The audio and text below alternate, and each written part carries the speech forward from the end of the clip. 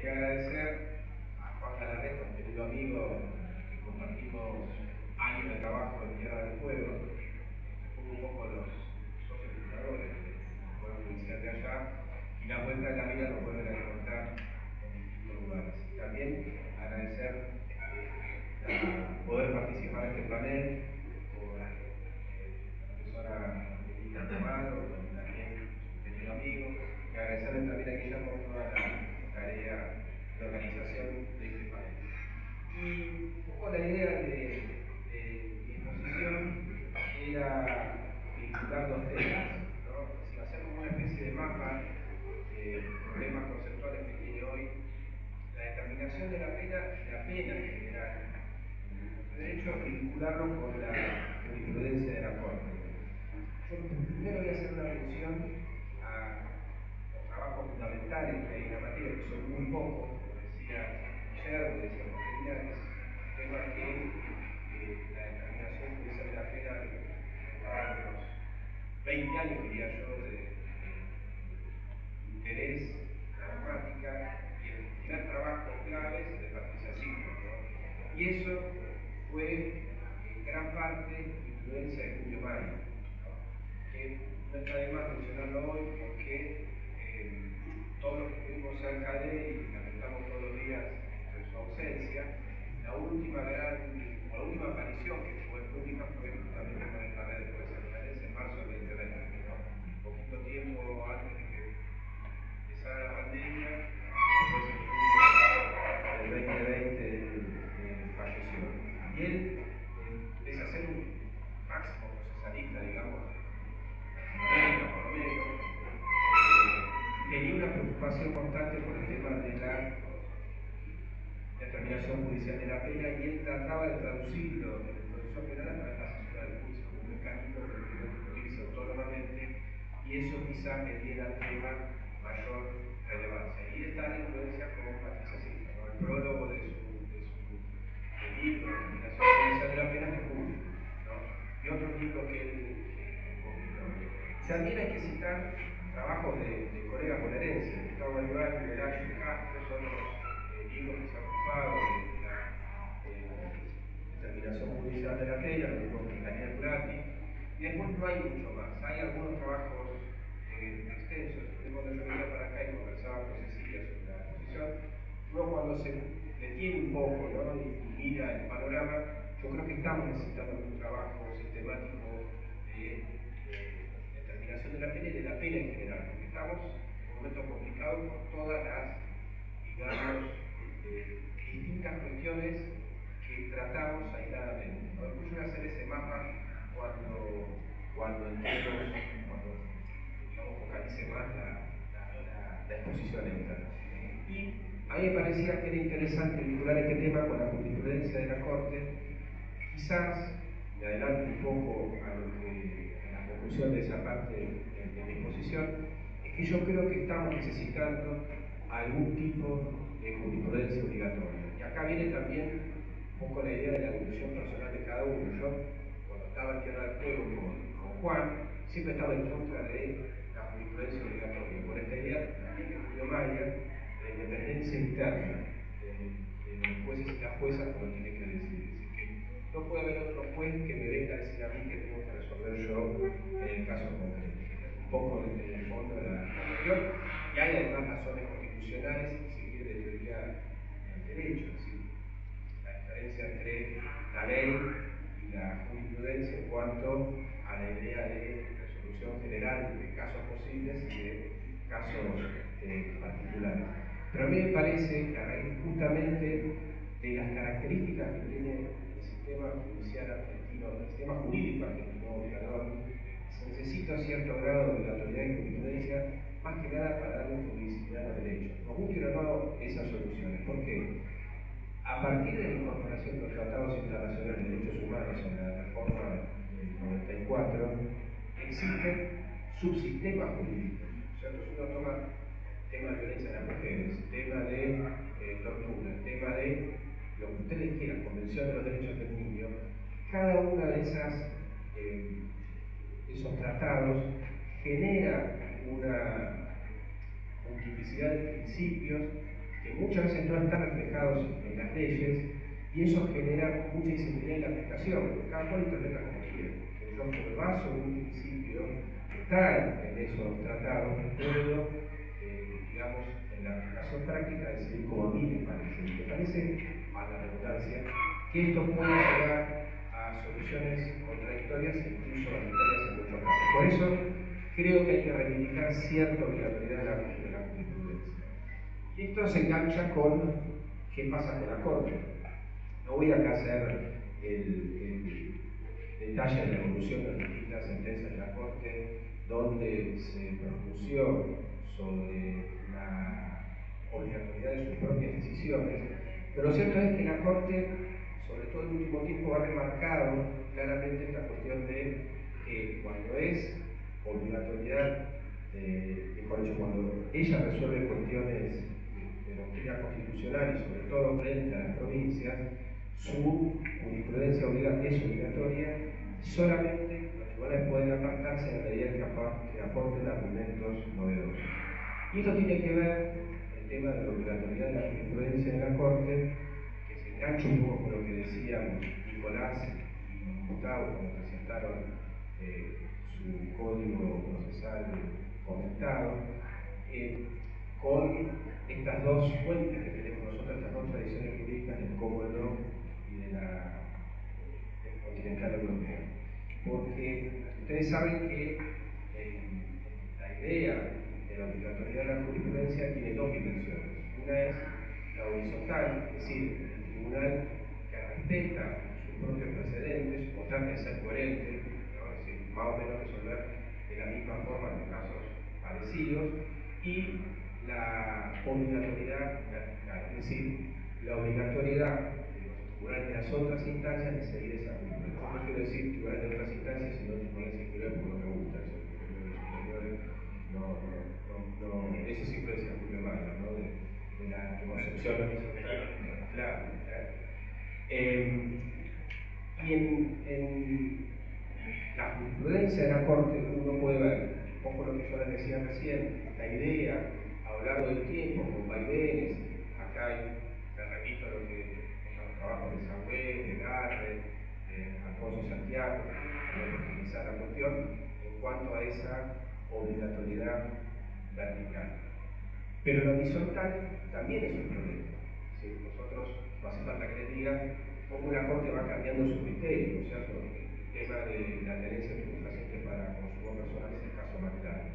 Pero eso tiene que ver también con nuestra organización institucional. Si ustedes ven la historia, o si leemos juntos la evolución de la historia de la Corte, el primer quiebre que hay en esa historia es en el año 47. El primer gobierno de Perón, apenas asume Perón, tenía un enfrentamiento ya cuando era secretario de Trabajo, con la Corte y con las leyes laborales, y hace juicio político. De esa Corte, uno renuncia, tres son sometidos a juicio político, los otros por el Procurador General y son cambiados. Hasta ese momento fue muy criticado el juicio político, pero se hizo, por lo menos, tratando de respetar las formas constitucionales. En los periodos posteriores, a la par, digamos, cuando cae el gobierno del peronismo en 1975 y hasta el 83, la característica en la evolución institucional argentina eran gobiernos civiles cada vez más cortos y gobiernos militares y dictaduras cada vez más prolongadas. Cada nuevo gobierno fue cambiando la integración de la Corte Suprema. ¿Sí? Cuando triunfa el golpe del 55, ya por un decreto de ley que se tira a juicio político, instituyen toda la Corte y se nombra una nación, ¿no? Después en el Frondizi se mantiene parte de esa Corte, pero después en los sucesivos gobiernos va ocurriendo esto, ¿no? Es decir, cada nuevo gobierno establecía su propia Corte. Y esta tendencia también siguió en el periodo democrático. Es decir, cuando consigue, hay una Corte nueva, después Ben amplía la Corte, después con Kirchner se hace juicio político aparte de los integrantes de la Corte, se nombra otra Corte, y esto genera que las Cortes Supremas en nuestro país no se conozcan quizás por el juez o la jueza que le dio su impronta, sino por el gobierno que pertenecía. Entonces tenemos el gobierno de la Corte de Menem, la Corte de Alfonsín, la Corte de Frondizi, ¿cierto? Más allá que hay trabajos en la colección de Arnaud sobre distintas presidencias de la Corte, muy interesante, pero que no, en mi opinión, por lo menos yo no soy un constitucionalista ni mucho menos, no le dieron esa impronta que uno puede ver en Estados Unidos, ¿no? Cuando uno ve la Corte Cali, la Corte Warren, etc. Sí, quizás en la época de Kirchner, Zaffaroni tenía una impronta, lo dice Daniel Pastore en uno de los prólogos de sus libros de seminario, la Corte Zaffaroni, que claramente en la primera etapa de esa Corte, yo diría hasta poco antes del 2013, 2011, hay una serie de sentencias de la Corte que son, claramente tienen la influencia de Zaffaroni. Esto es datos que uno puede contrastar, lee la sentencia de la Corte y el libro de Zaffaroni es el mismo lenguaje. Y esto, ¿por qué lo digo? No es para hacer un poco de historia institucional, sino para vincularlo con esos cambios en jurisprudencia. Porque cada juez o jueza que llega, cada vez menos juezas, ¿no? Cada vez más jueces de la Corte, llegan y es como el taxi. Los que somos viejos usábamos taxi, pero cada uno que sube pone el dinero de vuelta. Y empieza la jurisprudencia de vuelta, porque no se siente obligado por lo que veía antes. Y esto marca también un problema con la cuestión de valor del precedente, ¿no es cierto? Y es un poco el libro que creo que publicó hace poco de la dicotomía acusación inquisitivo, lo que habrán Gustavo y Nicolás recién, de la contradicción del sistema continental europeo y el del common law. En el common law, la jurisprudencia funciona, uno ve los trabajos de Carolina Humada, se tomó el trabajo de Carrosini y demás, sentencia del sistema canadiense, y claramente le dicen, este precedente es así efecto aquel, y este va a nosotros no hacemos eso, hacemos una mezcla de ley, respetamos a la sentencia de la Corte como si así no fuera. Esto es en el plano institucional de la Corte. En el plano legal y en el plano constitucional, la única ley que había establecido la obligatoriedad de la Corte fue una de protección social en la época de Mena, 24.463, que para unificar la interpretación del régimen provisional, que era álgido en ese momento, siempre lo es, que para cuestiones presupuestarias y demás, había establecido que la jurisprudencia de la Corte era obligatoria en esa materia. La Cámara de Previsión Social, de Seguridad Social, había declarado constitucional y la Corte revoca esa decisión, pero le deja abierta a los jueces la posibilidad de apartarse de sus precedentes si aportaban nuevos argumentos. Es decir, que la Corte siguió manteniendo siempre esta idea fuerza. Y en la historia constitucional nuestra, la única reforma que estableció la obligatoriedad de la jurisprudencia de la Corte es la Constitución del 49. La Constitución del 49 se debatió mucho la posibilidad de unificar el derecho procesal y se eligió una vía intermedia a través de constituir a la Corte en tribunal de casación de derecho común, ¿cierto? Es muy interesante ver los trabajos de la época porque se empezó a hablar de la casación, sacaron libros, o sea, cuántos jueces tenían que tener la Corte para aplicar esto. Era Tribunal de Casación Constitucional y de Derecho Común, interpretaban las dos cosas. Así que bueno, esto es la jurisprudencia de la Corte. Y ahora vamos un poco al mapa de problemas que yo al menos pude identificar y seguramente ustedes pueden encontrar muchos otros, que tienen que ver con la determinación judicial de la pena y después vincularlo con la jurisprudencia de la Corte. Nosotros tenemos las penas del artículo 5 del Código Penal, que son, conocemos todos, son las clásicas, pero que se suman un montón de otras penas que tienen una importancia enorme y la Corte interpreta muchas cuestiones relacionadas con esta. Me refiero a las penas accesorias, el artículo 12, el decomiso hoy adquiere una importancia enorme por todas las cuestiones vinculadas con, entre comillas, la lucha contra el crimen organizado, ¿cierto? Con el tema de la forma de golpear a esas organizaciones desde el punto de vista financiero, la extinción de dominio, que es un tema que está dando vueltas. Yo leía el otro día que, por ejemplo, en Chubut se va a sancionar la ley provincial de extinción de dominio, que tiene que ver con la discusión de las facultades provinciales y nacionales o federales en materia procesal que como hay una delgada línea entre lo procesal y lo material, yo creo que las provincias van avanzando cada vez en ese sentido, o sea, en cuestiones que son de derecho material. Las sanciones a las personas jurídicas son un capítulo importante.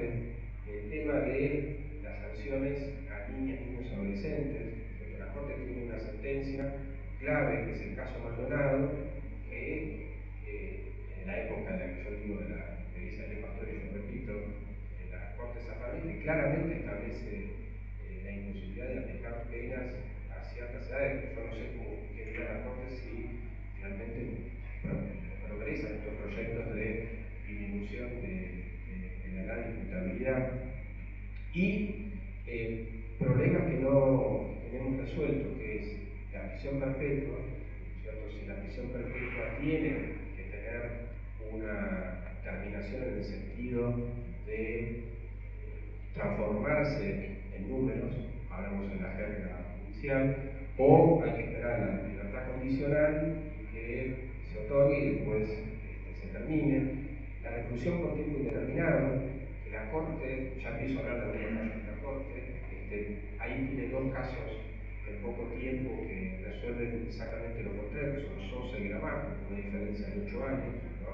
En Sosa dice constitucional y es una medida de seguridad, y en Gramajo la Corte dice no, es una pena, y otra vez, la influencia de Zaparoni, cuenta el origen y la declara inconstitucional. Pero hay otro caso, Álvarez, que la Corte revoca, de hecho critica, está discutido, hay un recurso todavía en la Corte sobre el tema, discute la cuestión de si esa declaración de inconstitucionalidad del 52 era solamente por la múltiple incidencia o por la posibilidad del 80. El 80 autoriza aplicar también la reclusión por tiempo indeterminado. Y la Corte dijo, nosotros sobre el 80 no nos expedimos, nos expedimos sobre el 52. Este es un tema y además está en discusión, porque en este mismo caso Álvarez, que no voy a hablar mucho más porque hay un recurso de revisión sobre ese tema, sobre esa condena, la Corte Interamericana, hace muy poquito, en marzo del 2023, el 24 de marzo del 2023, en dos votos, o sea, hay un voto, dos jueces, creo que es un juez y una jueza de la Corte Interamericana, que declara la prisión perpetua inconvencional, es decir, contra la convención, ¿cierto? Se distancia, se separa del Tribunal Europeo de Derechos Humanos, que admite la prisión perpetua, la reclusión perpetua en la medida que exista lo que la doctrina alemana llama el derecho a la esperanza, es la posibilidad de que la persona adquiera o llegue a una instancia de libertad, de terminar con la pena basado en su esfuerzo, ¿cierto? Descarta el Tribunal Europeo la posibilidad de los indultos, de las amnistías, que ese es un fallo de Mendoza, ¿cierto? Que consideró que era a partir de esto constitucional. El Tribunal Europeo dice que tiene que ser algo basado en el esfuerzo de la persona, no algo externo. Si estaba esa posibilidad, era acorde al convenio europeo. Dos votos de la Corte Interamericana dijeron que era inconvencional. El resto de los jueces y las juezas de la Corte no lo trató.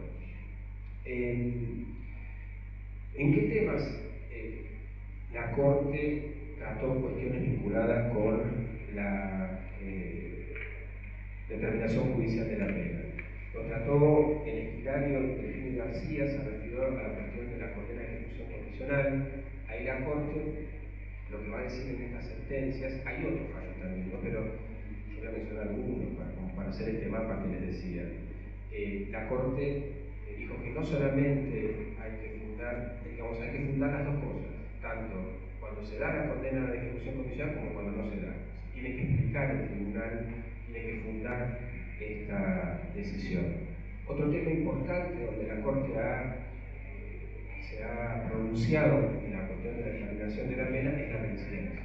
La Corte, una cosa que yo no dije antes, es que para establecer que existe un precedente, en general hay que tener varias sentencias en el mismo sentido. Es decir, en la lógica del precedente, del sistema sentencias solas, sino que tienen que ser varias.